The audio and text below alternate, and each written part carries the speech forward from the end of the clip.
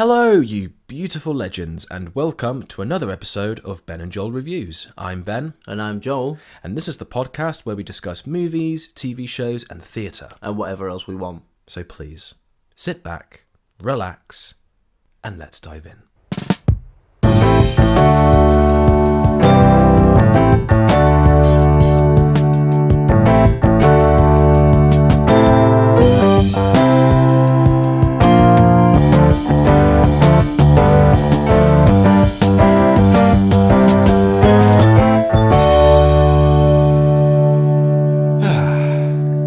Have you been this week, darling? I'm quite well rested.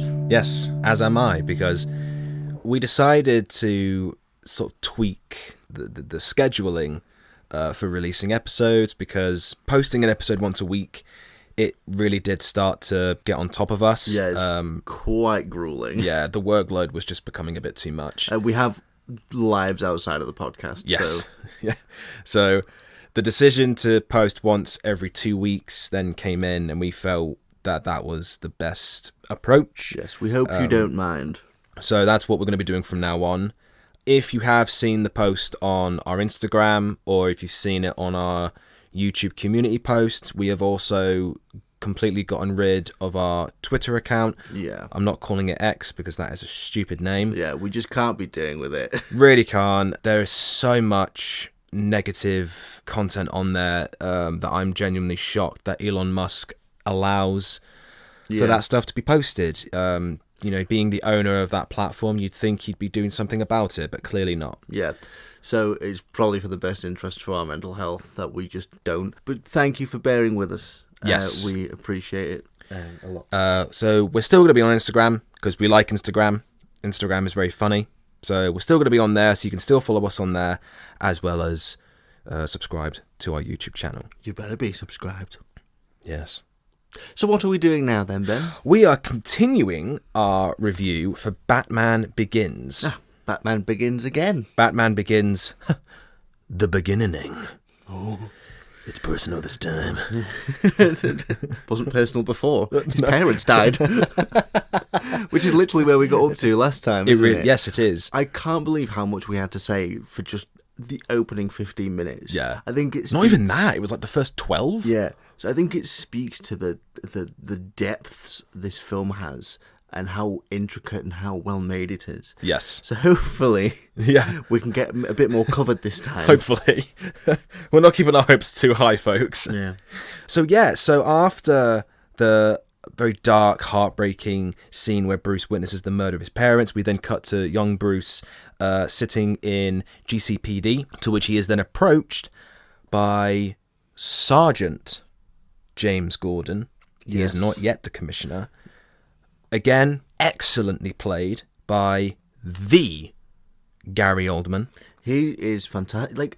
And the thing is, he really looks the part. I know that sounds kind of silly because they'll have changed how he looks and his costume and his facial hair and everything to sort of fit the character.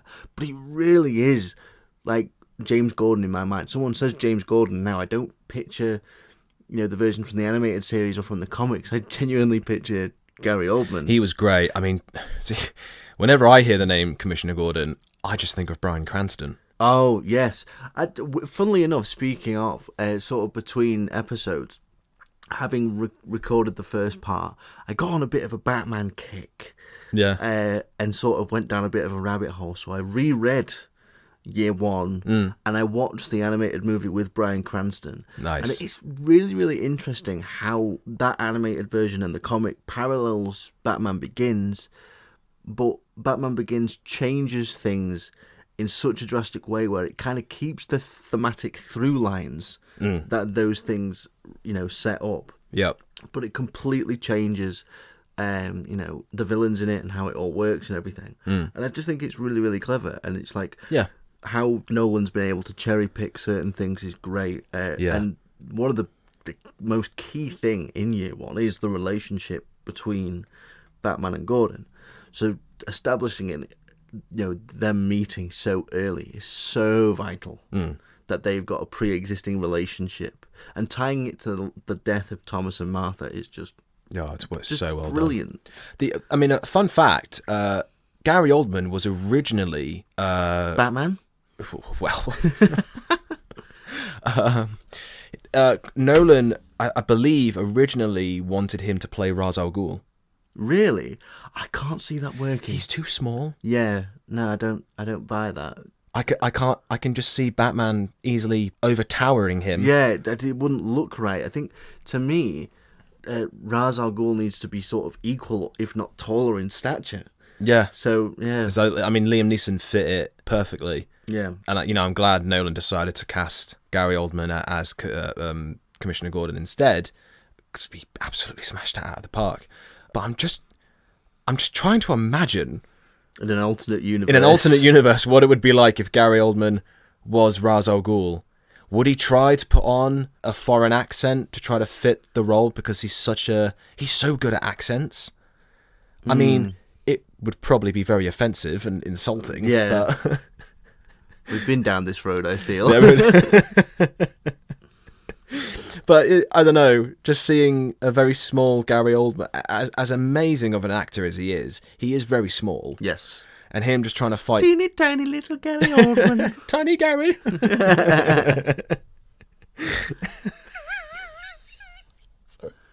I can see that popping up again at some point. Just someone with a high-pitched voice. Tiny Gary. Tiny Gary. But yeah, he absolutely smashed it as Commissioner Gordon. But in this, he is Sergeant Gordon. He is not yet the commissioner. And he comforts Bruce. Because for some reason, Gordon seems to be the only character in this police station who thinks to himself, guys, there is a child here who just witnessed the murder of his parents. Like, this child is scared. He is scarred. He's traumatized. Like, someone needs to comfort him, for God's sake. Someone needs to let him know that it's going to be okay. Yeah. And that simple act of just sort of wrapping him in his coat and just being there saying, it's okay. Just showing that little shred of kindness and understanding. Compassion. Yeah. And then we have Commissioner Loeb come in, who was played by an actor who, honestly, I don't think gets enough credit. No, he's been in a lot of things, and I've seen him in... I always forget his name. So his name is Colin McFarlane, and he's a British actor. And in this, as Commissioner Loeb, he's American, and he does the American accent so well. Doesn't he carry over to Night as well? He does. Oh. But he's been in British TV shows. He's been in a lot of TV shows. At one point, for a very short time, he was in EastEnders as a police officer, but the police officer wasn't even a big character. Yeah. He was just in a few snes. I remember... Sorry to cut you off, but I remember watching an episode and seeing him walk in. I went, it's Commissioner Loeb. I went, like, what's he doing in this? EastEnders is the new Gotham. New vigilante in Warford. Played by Danny Dyer. Alright, you we're going to stop all this crime, alright? His bat signal was a pint of beer. I've seen him in Doctor Who a couple of times. I think he was in... yes, he was. The Capaldi episode with the Fisher King. Yes, I've seen that episode. And he was terrifying. He's coming back, I think, for the new spin-off that RTD's done, because he played a unit sergeant or something, like back in 2005, 2006, and I think he's reprising that role. Oh, for this new spin-off, because he was announced on the cast list, so that's interesting. Interesting. Yeah, it's so interesting how these really cool actors that are in like tiny roles that play an important part. Yeah, in the script. He's clearly doing well for himself because he's still getting a lot of work. Because I've seen him in so many different things. Again, playing small roles. Yeah, but yeah, I just think he's an actor who doesn't get a lot of recognition. Yeah, and he's got oodles and oodles of talent, and the roles that I've seen him in are so wildly different, so he's got a lot of range.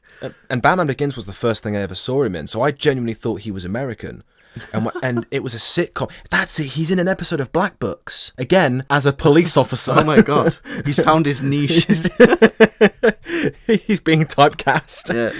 But yeah, I then next saw him in an episode of Black Books, which for anyone who doesn't know what Black Books... But for anyone who doesn't know what Black Books is, it was a British sitcom. It only went on for 3 seasons.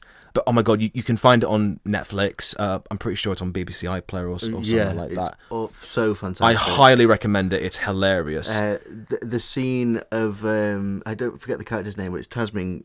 Oh. Tasmin Greg, is it? Yes. The scene of her listening to the shipping forecast. It just lives in my head rent-free. Yeah.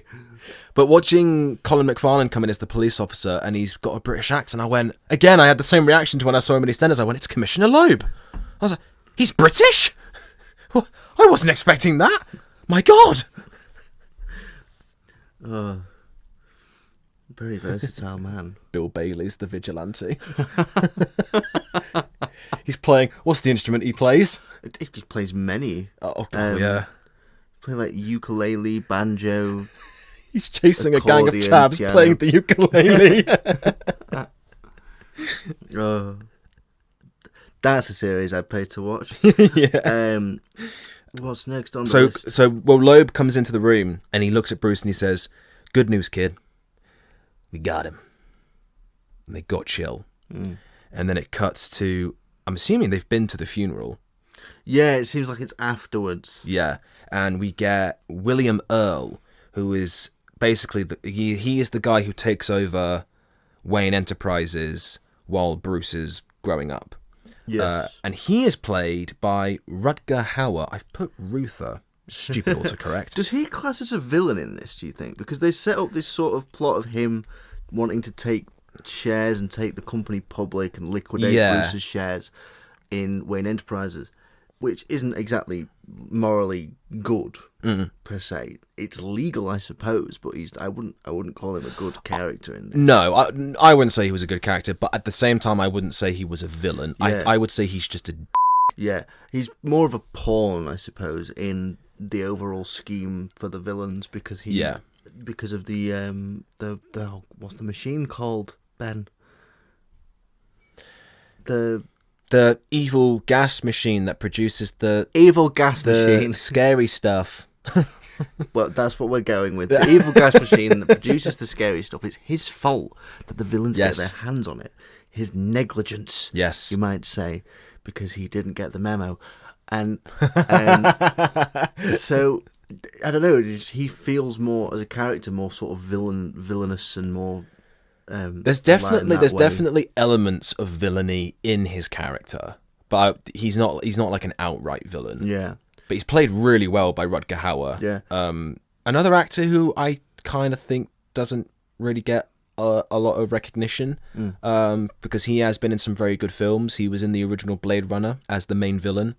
Oh, of course. Yeah. He's obviously in Batman Begins. He has been in a lot of B movies.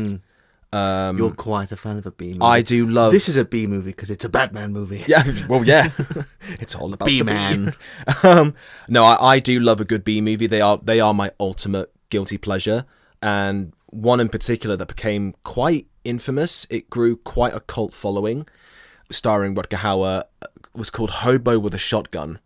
Yeah, I've never heard of this until you mentioned it while we were watching for recording. Can you guess what it's about? Well, I imagine it's a hobo with a shotgun. Just taking a wild stab in the dark. I actually haven't seen that film all the way. I've seen bits of it, and from what I've seen, it's absolutely bonkers, but in the best way. I mean, B movies are bonkers in general. Yeah. That's the whole point of a B movie. But you could just tell as well that Rutger Hauer was having a blast in it. You know, rest in peace, Rutger Hauer. Sadly, no longer with us. But yeah, you could always tell he gave it his all in the movies, that even in the bad ones that he did. Yeah. But he is tremendous in Batman Begins as William Earl. He's very sleazy. Yeah, he gives off that vibe like right from the outset. That moment where he shakes hands with young Bruce and says, the company's in safe hands, and you immediately feel like, no, it's not in safe hands. No, it's not. No. So credit there for sort of being able to convey the sleazebag nature of this guy. The only way they could have made that scene where he shakes Bruce's hand, and he says, we'll your company's in good hands, we'll be watching it and everything. The only way they could have made that scene even slightly sleazier is if he shook Bruce's hand. He goes, "We'll be waiting until you grow up. your company's in safe hands. And he just walks away and goes, Oh, the whole sort of just the mustache evil twirling villain laugh. Yeah, yeah. I just think it's interesting that they established both him and Jim Gordon back to back really early on, straight after the parents' death. Yes. So everything in this film, like to do with the company, to do with the relationship with Jim, it all ties back to this one event. Yeah. And then there's more that we'll talk about that ties back to this one event. Yeah. As well. It's so interesting how all these different characters take different paths based on the same event. Yes. It's just a testament to how well written the script is by Christopher Nolan. Oh, definitely. You can't remember his name. Google is your friend. Yes. In the meantime, I will say I also love how immediate from his introduction, Alfred starts taking on parental roles. Oh, a yeah. parental role with David Goyer. There you go, David Goyer was the other writer of the script. Yes. Excellent work, boys. Yes. Yeah. But I always kind of see sort of post Thomas and Martha's death see Alfred and Des. Sorry. You.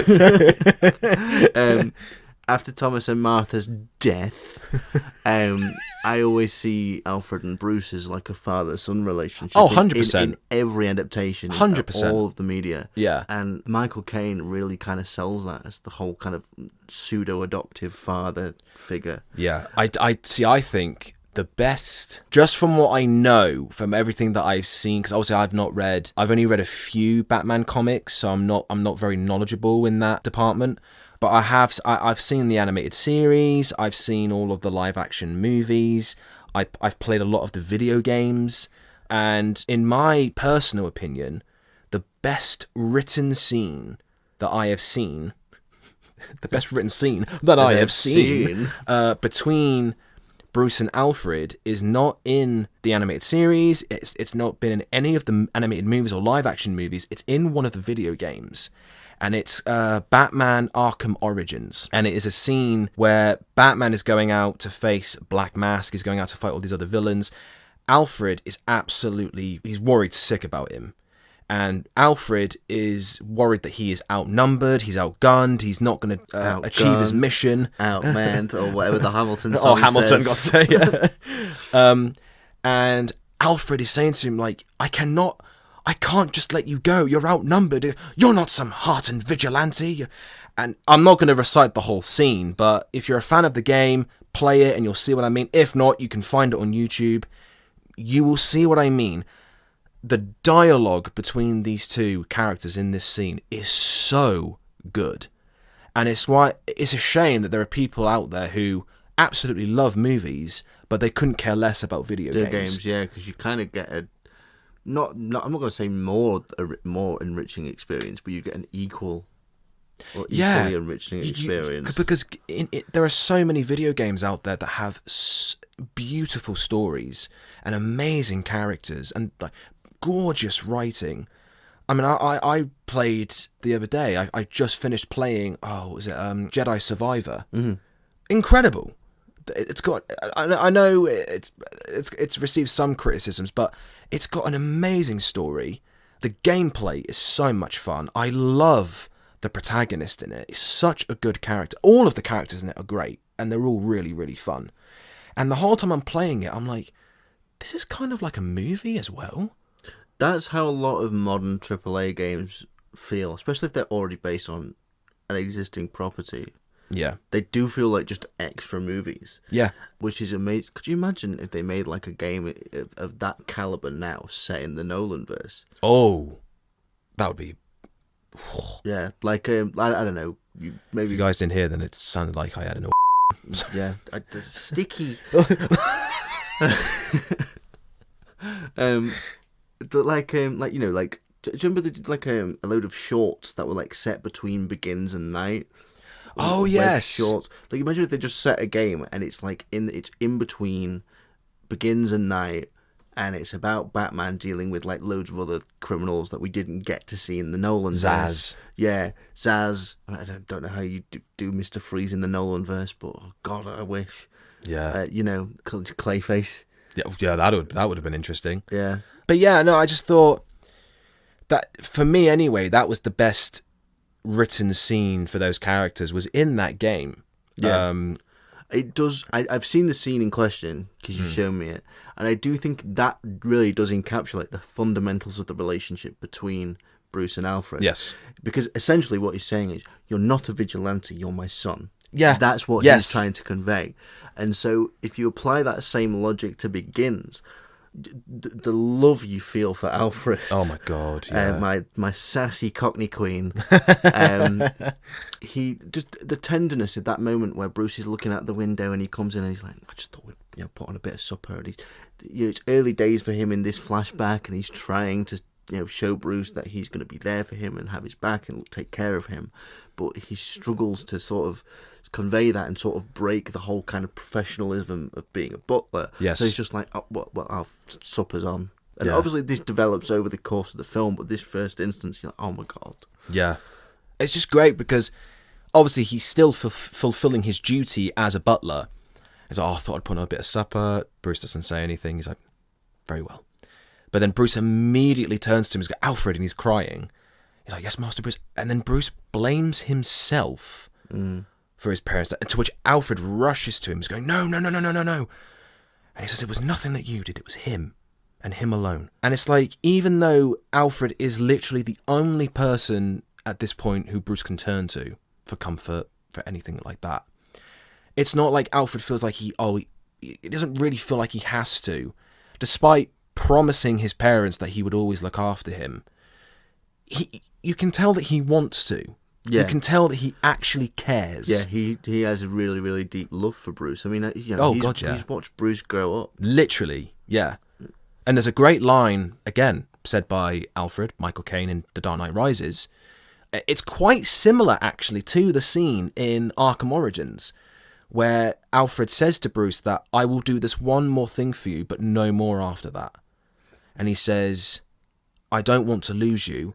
I've lost enough members of the Wayne family. Yeah. And he is a member of the Wayne family. He's not a Pennyworth. He is a Pennyworth by name, but by action and by virtue. Oh my God, yeah. He's a Wayne. Oh, I've forgotten the line verbatim, but he says it something along. He's trying not to cry, bless him, and he says to him, "I do not want to watch something bad happen to you, a boy who I have looked after since I heard his little cries echoing down these halls." Yeah, and so he's been there since And that line alone just hits you really hard. Yeah.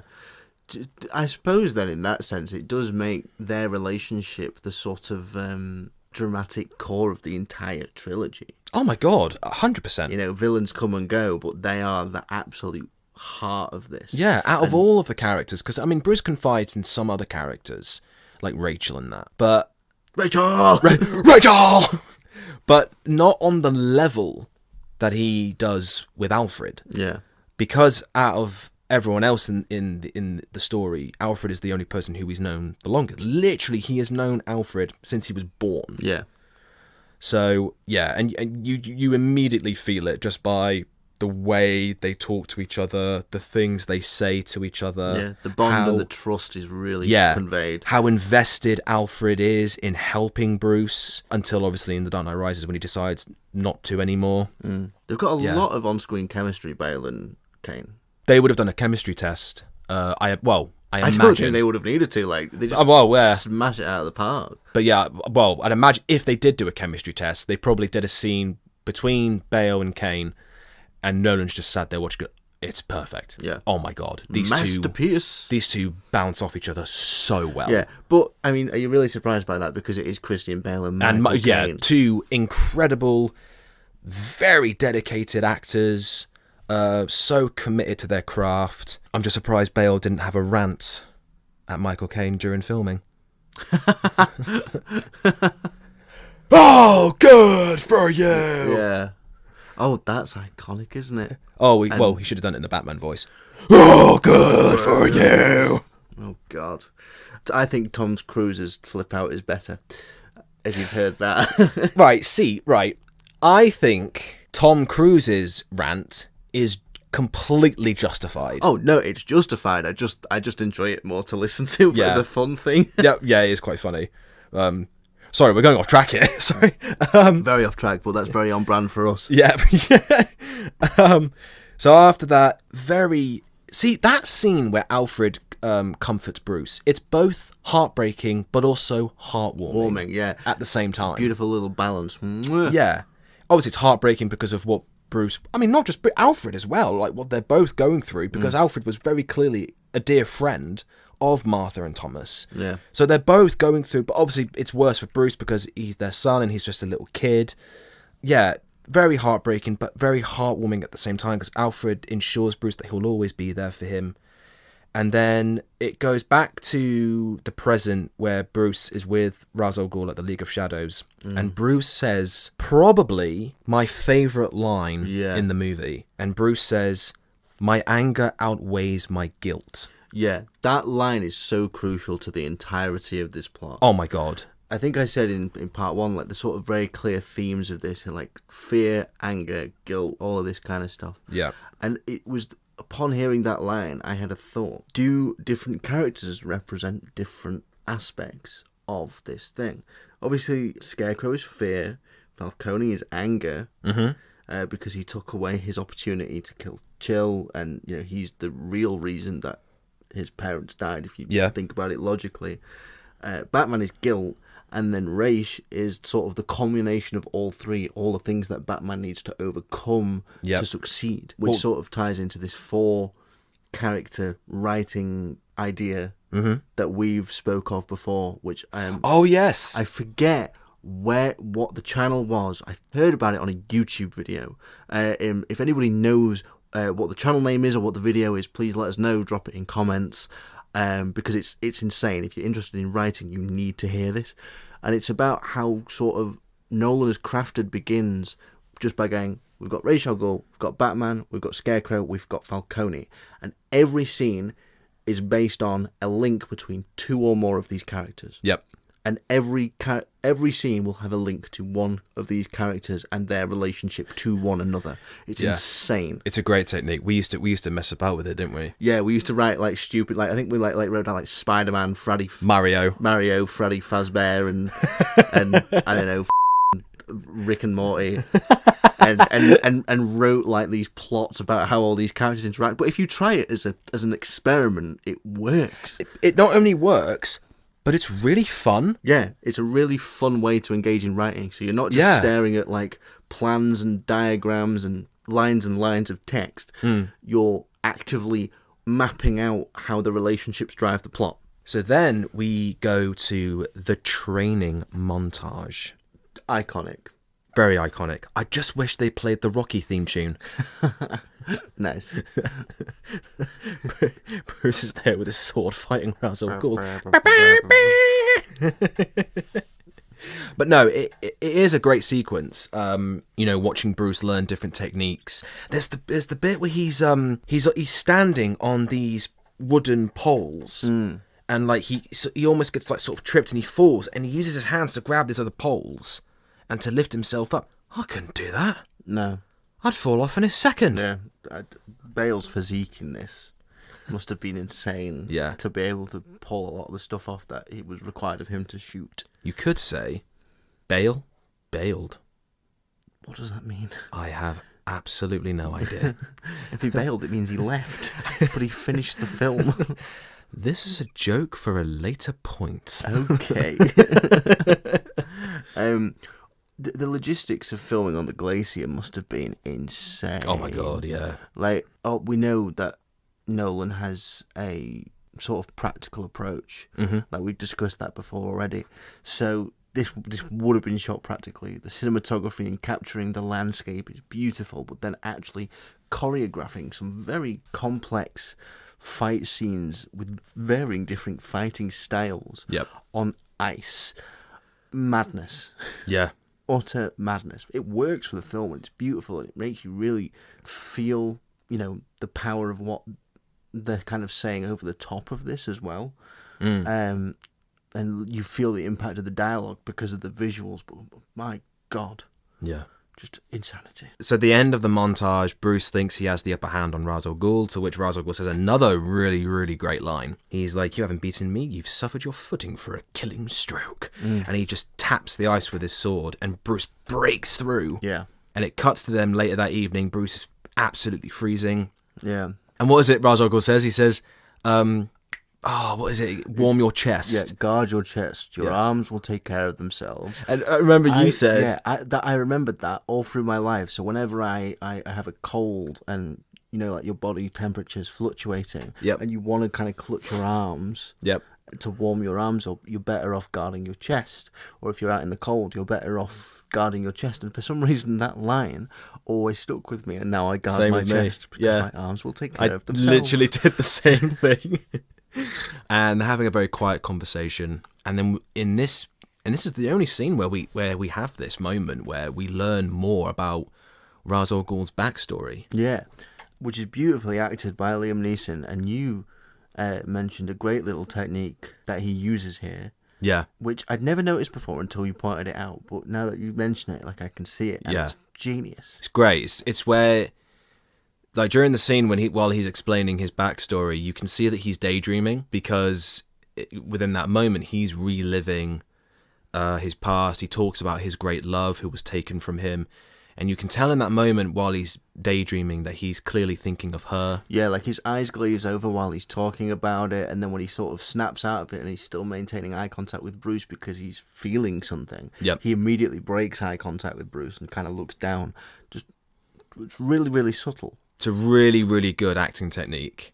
One that I have learned from watching that and from watching other movies and TV shows. Because for anyone who doesn't know, I'm an actor as well. You are? Well, at least I like to think I am. So, yeah, really good technique. Yeah. And Acting Neeson... class with Ben. It's our new segment. Oh, this was interesting. We get another flashback where Bruce is meant to be a teenager. Yeah. So, oh God, I have a lot to say about this kind of portion. So at the end of this conversation with Raj, just tease this flashback up. Raj sort of makes this assertion that Bruce's rage masks his grief, which is highlighted by this flashback that follows where Bruce is meant to be a teenager. He does not look like a teenager. No. And that explains the floppy fringe. He's going through his emo phase. For so long, I had no idea he was meant to be a teenager in this segment. But now knowing that he is, I don't understand why they didn't go with a younger actor. Yeah, it's one of the rare few moments in this that really kind of sticks out as maybe not the best choice. Yeah. Because he just looks like Christian Bale does throughout the rest of the film, but just with a fringe. Literally. Yeah. His personality, his behaviour is exactly the same. Yeah. At the start of this scene, there's this like kind of throwaway line about like Bruce being back from Princeton University. Yeah. Right. So are you telling me, because all the furniture's covered, right, and like to protect it, preserve it, are you telling me that all this time while Bruce has been away at university, Alfred's just been rattling around this big old manor, just dusting stuff periodically and just... Oh no, he was clearly inviting babes over. Oh, having some major like frat parties. Yeah. He became the new playboy. Inviting the Butlers Guild. Yeah. He just walks in. Yeah. Good evening, ladies. Let's get started. It's just a really funny visual of just Alfred in this huge manor. Oh, there's a great a little seed is planted where Bruce says to Alfred, he says, "You still haven't given up on me, Alfred." To which Alfred says, "Never." Which comes back again later in the film. And then Bruce goes to see Rachel. He tells her that he's... Rachel! Alfred still keeps the condensed milk on the top of the fridge. Yeah. It's a nice little detail, I suppose. Yeah. Why condensed milk? Maybe they just like condensed milk. I'm criticising it. Bruce is like, yeah, I'm not staying. I'm only here for the court hearing of Joe Chill. He's like, why's your boss letting him go? He shared a cell with Falcone. He's given some information. Rachel, this man killed my parents. He does actually kind of deliver it like that as well, doesn't he? Why does he whisper like there's no one fucking there? Could you imagine? Rachel, this man killed my parents. What? Speak up. Bruce like, shut up. I can't let that slide. What's he saying? Sorry, Bruce, I've gone slightly deaf over the years. But wait, you're supposed to be a teenager like me. I've just realized that. Yes, he's still a teenager, man.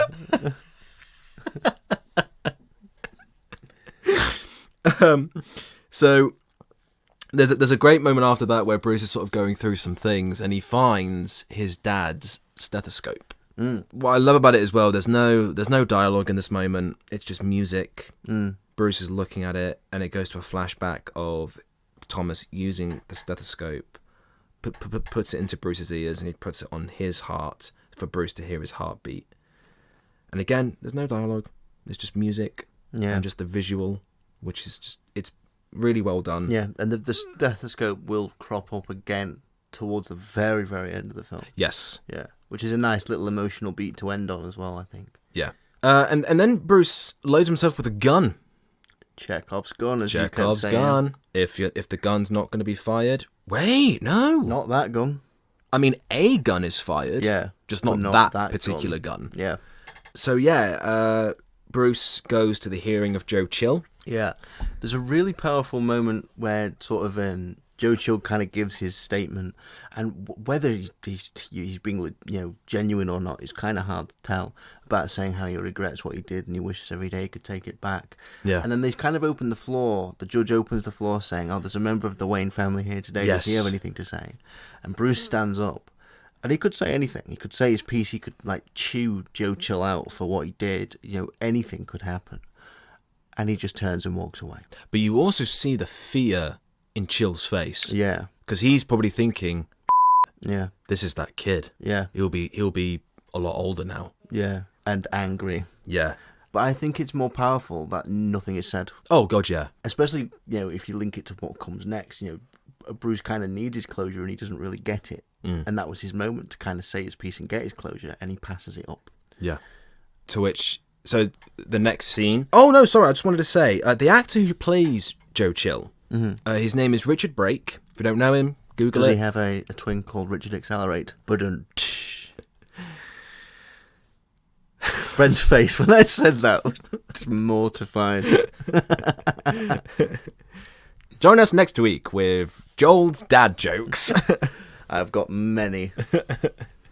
No, the actor who plays Joe Chill is Richard Brake. If you don't know him, Google him. He's been in quite a lot of things, mainly horror. He was in the film adaptation of the video game Doom. He was in Rob Zombie's Halloween 2. He's been in quite a few of Rob Zombie's films.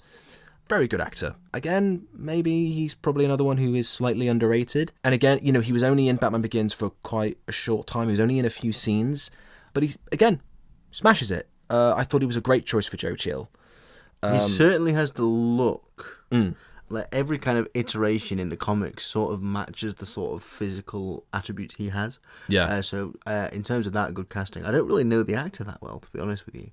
But yeah, he's quite well known for playing really, especially in the horror movies that he's been in. He's very well known for playing very creepy, sleazy characters. Yeah, so it kind of fits the vibe of Joe Chill then. Yeah. The next scene, we see Joe Chill leaving the courtroom. Hounded by the press. Bruce looks on. He's slowly pulling out the gun. Yeah. He's getting ready. And then a big surprise happens. There's this quite small blonde woman who, when I first saw the film, I'm thinking, oh, she's just another member of the press.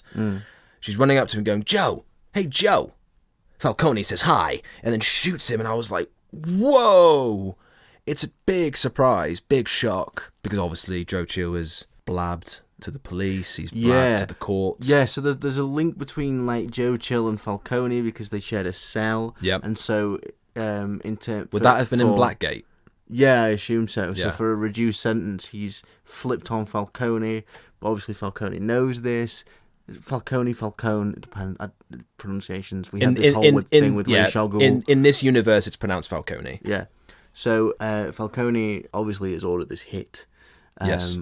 through some blackmail or some other nefarious means anyway, to sort of protect himself. So that links Bruce with Falcone directly. Yes. Because Falcone robs him of his closure, but also in doing so, Falcone reveals his hand as being like the real problem with Gotham. Not the Joe Chills, but the people that create them, which is highlighted by the scene that follows. Yes. There's also a beautiful moment where Rachel rushes over to Bruce, and she's like, Rachel says, you don't need to see this, and Bruce is just staring at it and just goes, I do. Which just shows that he's still living in this revenge state.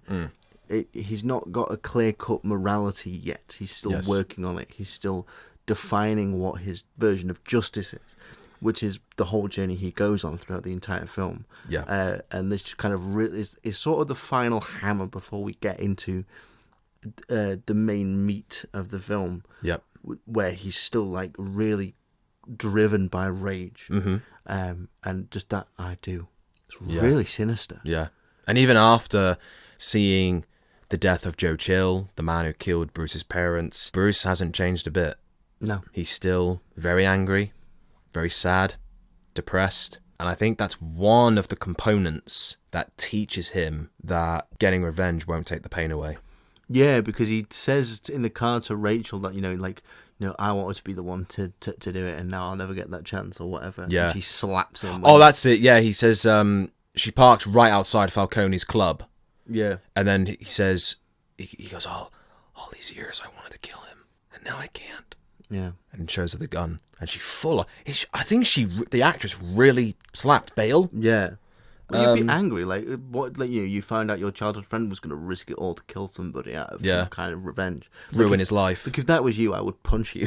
Yeah, and vice versa. Yeah, rightly so. And that's what friends do. That is what friends do. And I think before this as well, before they pull up outside of Falcone's club, Rachel nearly crashes the car taking a detour off of the freeway. Oh, yeah.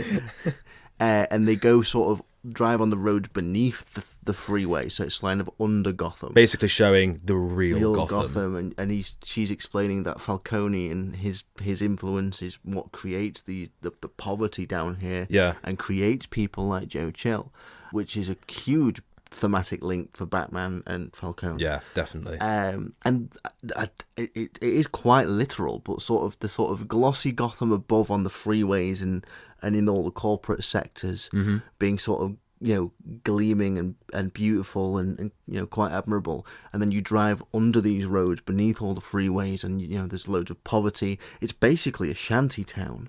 Yeah. And and there are these people struggling, gathering around barrels that are on fire to keep warm.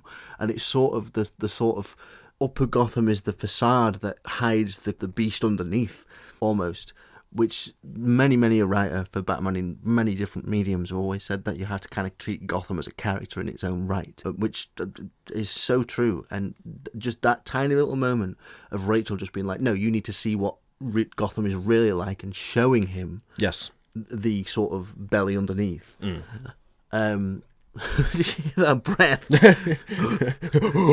I'm just so excited.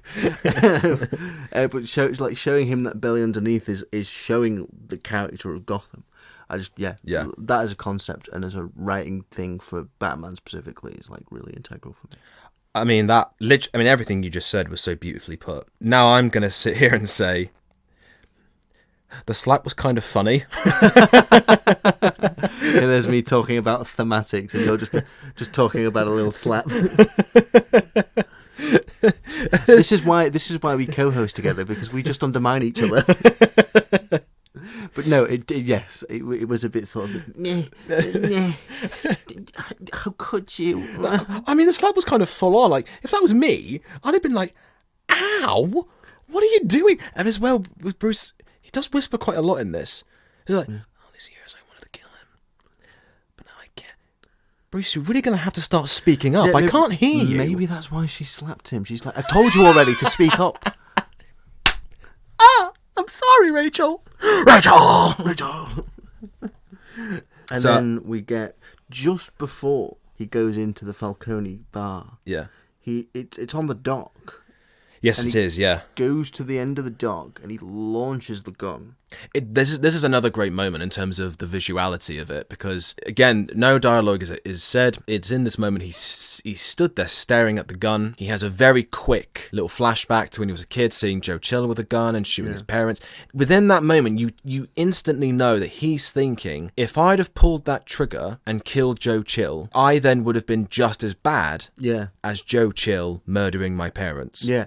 And it's the first kind of inkling that he needs to be better. Yes. Which sort of is the first kind of seed planted of him being a vigilante. And that moment is where it stems from. He rejects killing by throwing the gun. Yes. Which is obviously Batman's really infamous no-kill rule. Yeah. Which he's broken in every medium thousands of times.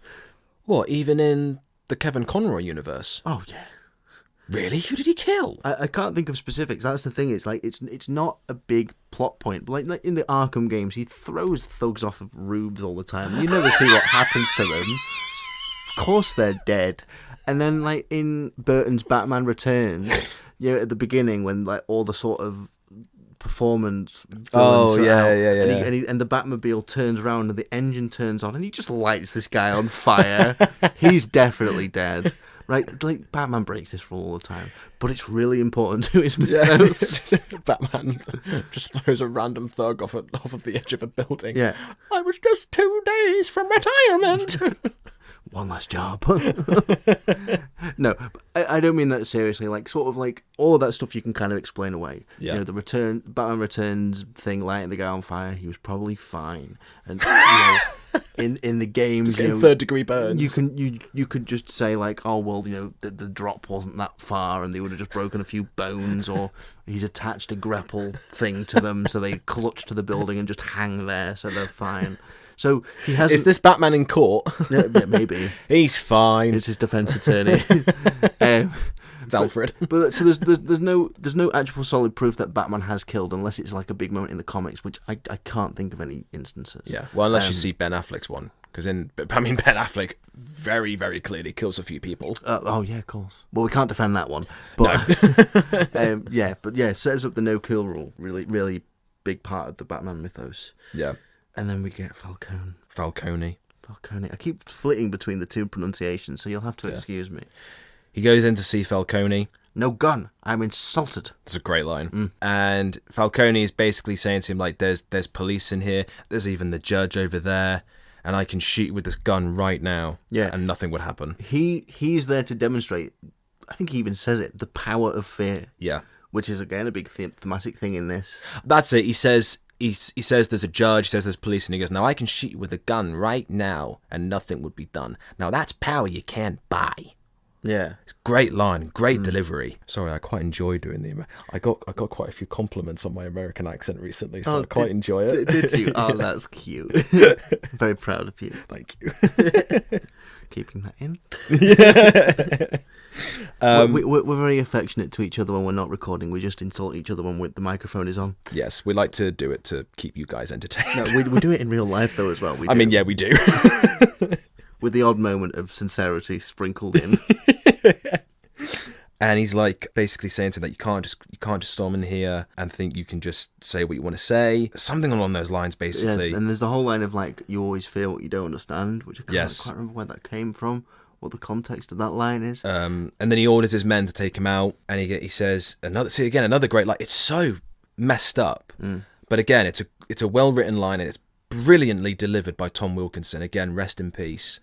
He said, again, I might not be saying this verbatim, but he goes, "Oh, by the way, Joe Chill, while he was in the cell with me, he told me that your dad begged like a dog," and he's just smiling at him, and it's just, oh my god, like if that was me, and my dad had been tragically killed, and someone who was deeply connected to it had said that, smiling at me, oh my god, I would lose my shit. Would you become an animal-based vigilante? Yes, a beaver. Beaver man. Who would your main nemesis be? Damn man. He just collects a lot of sticks. Blocks rivers. Oh, he's done it again. No wonder there were so many dead fish. Please, Beaverman, there are people being killed, banks being robbed, but what about my dam? God damn it, think of the dam! Oh, just side note, we need to review Zombievers on the podcast. Oh, yes we do. Absolutely we do. So Bruce is thrown out of the club, and he approaches this homeless man, who's also played by a very famous actor.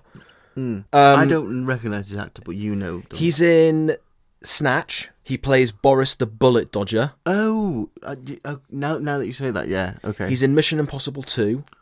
I don't think I've seen him. As another, I mean, he's the worst of the bunch, but he's a pretty big, important character in that. So quite famous. Again, he's only in a couple of scenes as this homeless guy. And Bruce, he swaps his jacket for his coat for his jacket. And like the homeless guy is looking down, he goes, "Wow, this is a nice coat," which is another nice little seed planted, because when the scene happens where we first see Bruce as Batman, he knocks out Falcone and he looks at the homeless guy and he goes, "Nice coat," and then sort of jumps up. Yeah. Definitely a David Goyer line. Yeah, that's just a nice little moment. And then there's the boat honk. Just to demonstrate.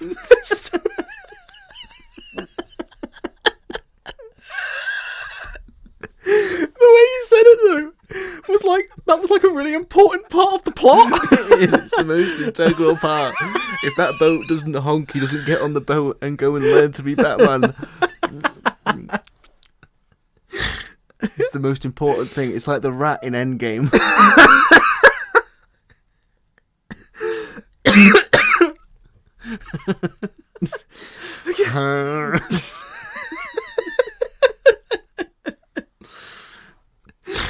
Oh my god. And he decides to stow away. And he was running down the street towards it. And you said, "Oh yeah, couldn't he have just got a cab?"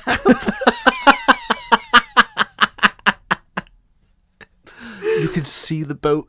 Yeah, I realised as he was getting closer to the boat, I went, "Oh wait, that's right, he's going to the boat." Because we're just seeing him just sprint down the street. I'm just like, where's he going? Just get a cab. So Bruce heard the boat honk and just thought it was like a starting pistol for a race against a ghost. The ghosts of his dead parents. Go, Bruce, go! Dad! Stop beating me, Dad!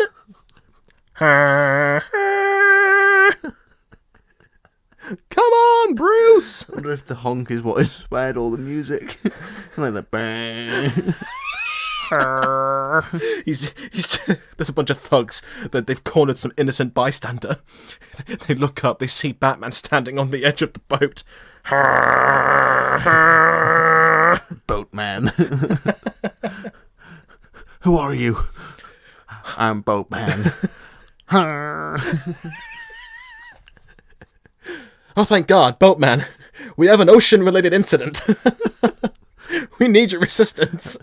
It's okay, Commish. We already called Aquaman. But I'm Boatman. It's okay, we need Aquaman. It's beneath the ocean, but I'm Boatman. I have a sidekick, Submarine Boy. Don't take him too far down the ocean. He'll implode. Don't go searching for the Titanic. Oh, no. Barnacle Boy and Mermaid Man and Barnacle Boy. That's what I'm picturing in my head right now.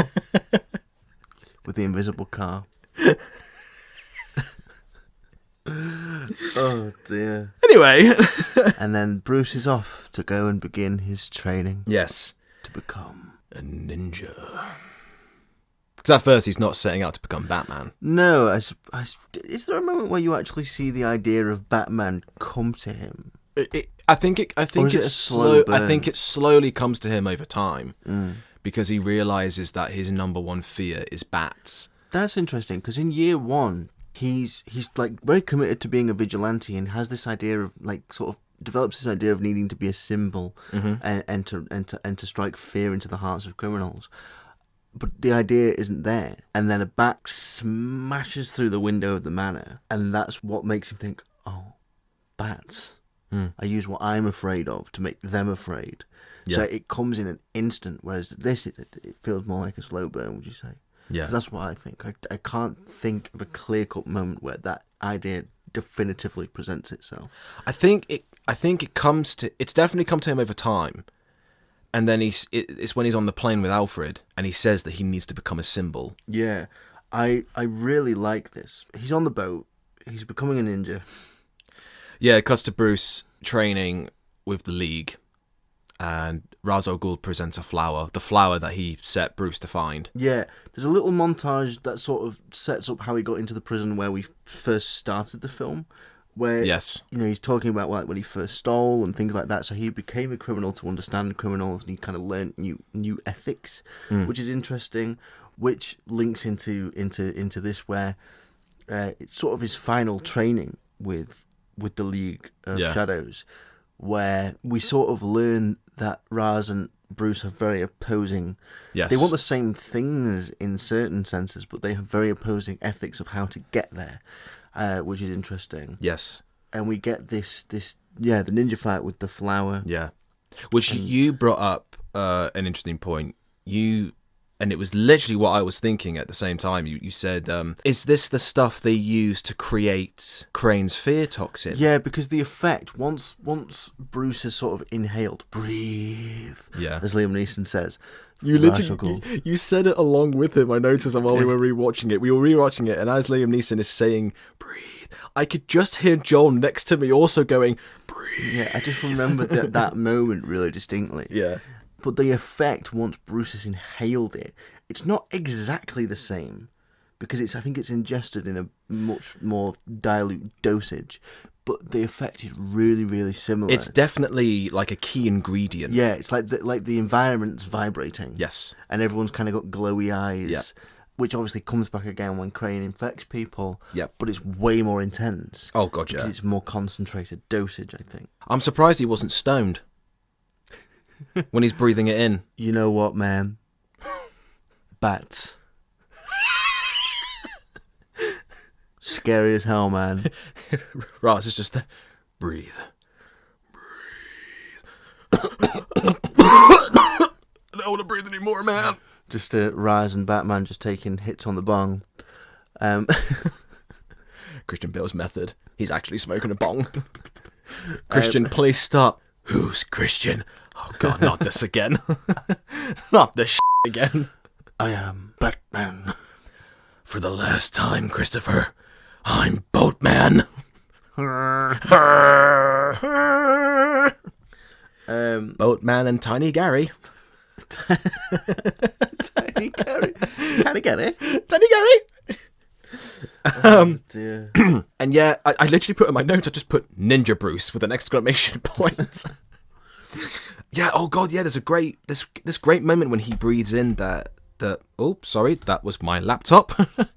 The great moment where when he breathes in the gas or smoke, whatever it is, and Ra's al Ghul's eyes go blue and he's in this ninja outfit, and there's all his other men who are wearing the exact same ninja outfit who also have the same coloured eyes, and they all stand in a group, and Bruce has to go through to then figure out which one is Ra's al Ghul and fight him off. And he does well, and then he's presented this big box while the group are like repositioning themselves. And he opens the box and these bats come up, but I don't think the bats are actually there. I think it's part of the stuff that he sniffed that's part of the fear toxin. So it's a so hallucination. I think yeah, I believe he is hallucinating that. So maybe that's where he decides that Batman's what he's going to become then. Probably. Yeah.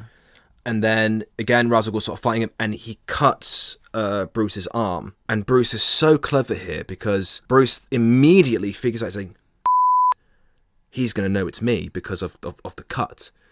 And while Raz isn't looking, while he's sort of walking around trying to find him, Bruce is very subtly cutting other ninjas' arms in the exact same part of the arm, to which Ra's al Ghul sees somebody, thinks it's Bruce, puts him in a hold, and says, "You cannot leave any signs." To which Bruce appears behind him, puts the blade to the back of his neck and says, "I don't." Yeah. And it's such a cool little moment. Really clever. I read that scene differently the first few times I watched it, where I thought it was Raj that got caught, and it was Bruce. God, it wouldn't make sense, though. If Raj was the one that was caught, Bruce would, again, apply the same logic. Yeah. Of like, so why would Bruce then cut other ninjas and make it harder on himself? He's cutting the arms of all the other ninjas. Raz is there going, "Wait, why am I seeing more versions of me?" Yeah. Yeah. So Who are you? Genuinely, the first few times that I saw that scene, I totally misread it. Totally read it wrong. Yeah. Just because little me was a idiot. Yeah. I mean, little me thought this was a sequel to Batman and Robin, so... To imagine if Mr. Freeze was in this, played by Arnold Schwarzenegger. Oh, my God. But I Cool represent... party. I represent Raz Al Ghul and my other friend, Victor Freeze. What killed the dinosaur? The Ice Age! Ha! Ha! I've not appeared in this franchise for a while. I've been on ice. Oh my God. That is something he would say, though. Yeah. Yeah. On brand. So the man who Bruce thinks is Ra's al Ghul, who's actually a Ra's al Ghul decoy, says he's impressed, and he says that Bruce is ready to lead these men. But there's one more thing that Bruce has to do in order to prove that he is committed. Yeah. And they bring out the farmer. Yes, who has murdered... Well, they didn't specify who he murdered, but they just said he became a murderer. And they put him down on his knees, and they give... Well, Raz is trying to hand Bruce a sword, and Bruce immediately clicks on as to what they want him to do. Yeah. Trying to force him... So we've already established that when he throws the gun, he's got this no-kill rule. Yep. From then. Yes. That's when he decides he's not going to kill. Yes. So trying to force him to do it now, later down the line, is a great way of reinforcing those morals. Yes. And it shows that Bruce has this compassion that the League and Raz completely lack. Yes. They see sort of purging these places and societies as just something that is necessary and are really cold and logical. But Bruce has compassion. He's thinking about the people within these places. So it's his compassion that separates them.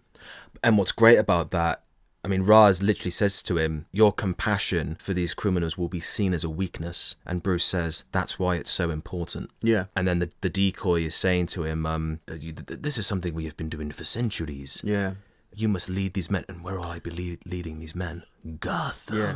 And they make a mention of, like, saying, like, you know, like, Gotham will be like a Constantinople and Rome before it. Yeah. Like, which, again, Gotham as a character, like, comparing Gotham to these big, historic cities that of their time, they would have been the metropolises. Yeah. You know, which I think is a great move. Yeah. Because, you know, there's I'm not very clued up on, like, kind of Roman history, but, you know, Rome and Caesar and, you know, a lot of the political corruption of that historical period mirrors Gotham. Oh, yeah. And Falcone. In a lot of ways. Yeah. Definitely. Yeah, so really interesting stuff. And Bruce looks at Raz and says, you can't believe in this. And Raz is trying to say to him that this is the way to deal with it. You have to do what is necessary. I don't know why. I just heard the sort of, like, rhythm in my head, like you know, all the way around the morals. This is the way we deal with it. I don't know why. It starts skipping around. Raz and Bruce are arm in arm. Yeah. This is the way we deal with it. Excuse my weird brain. And, like, Raz is like, he's essentially begging. He's like, "Bruce, please." And he takes the sword. He presses it against the criminal's neck, lifts the sword, and then he hits, it's that pole with that, like, burning torch. Yeah, they use it to, like, burn a symbol into people's skin or an animal's skin. Oh, it's a brand. Yeah. Or poker or... Yeah, kind of like that. And he grabs that, to which Ra's al Ghul says, "What are you doing?" And Bruce says, necessary, my friend? "What's necessary, my friend?" And he flips it, which causes a bunch of explosions to happen, and then we have a big fight. Well, it's big, but it's quite a short fight scene between Bruce and the Ra's al Ghul decoy. Yeah, the choreography in it, though, is pretty immense. It's fantastic. Yeah. I just wish it was a bit longer. Yeah, because you said as we were watching it, I wish we had more of this guy. Yeah. Decoy Raj. And I kind of agree. I wish that action scene did go on for longer, but they probably cut it down for time anyway, because it is quite a long film. Because I can't... Judging by how long it's taking us to review it. Yeah. I can't remember the actor who plays the Ra's al Ghul decoy. He's a Japanese actor. Find him on the Google. Find him on the Google. I am trying to search for him. Well, while you're doing that... Ken Watanabe. Ken Watanabe plays the Ra's al Ghul decoy. And yeah, I wish we had more of him, just because he's such a great actor. And his delivery in his scenes were absolutely brilliant. And I just love the way it's at the end of his big speech when he's explaining to Bruce why he needs to kill the criminals. And it's just the way he says, Gotham must be destroyed. And you're like... I also like how he dies, because it mirrors the burning... It foreshadows, rather, the burning of Wayne Manor.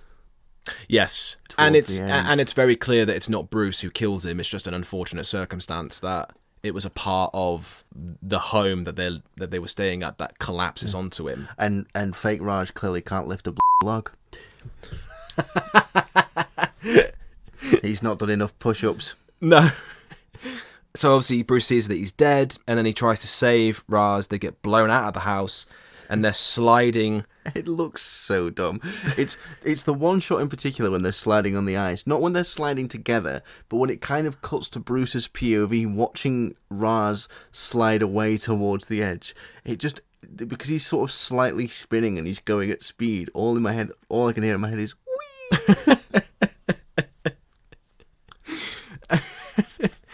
And Bruce just manages to catch him, and they're both hanging off of the edge of this cliff. By the gauntlets. Yes. That inspire Batman's. And Bruce literally uses all of his strength to lift Raz. Because, I mean, trying to lift a limp human body... Yeah. How do you know? Don't ask questions you don't want to know. Have you been grave robbing again? Our town must be destroyed. I was going to say the name of the town then, but I'm probably not going to do that. No, don't. I mean, it does need to be destroyed, though. You are absolutely correct. It's a It really is.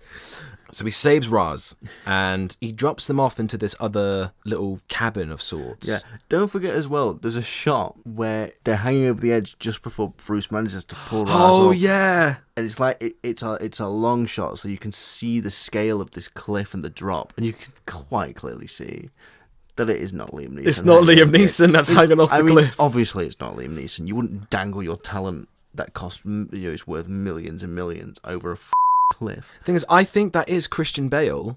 Yeah. Who's hanging and lifting. Obviously, they'd have a wire on him. I don't think Christian Bale could actually really lift the whole weight of Maybe somebody. he just had a cold that day because he'd not been guarding his chest.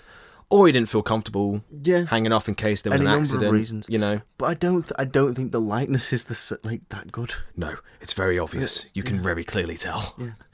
But then Bruce sort of drops him off at this cabin, and there's this very small man. He's like, I will tell him you saved his life.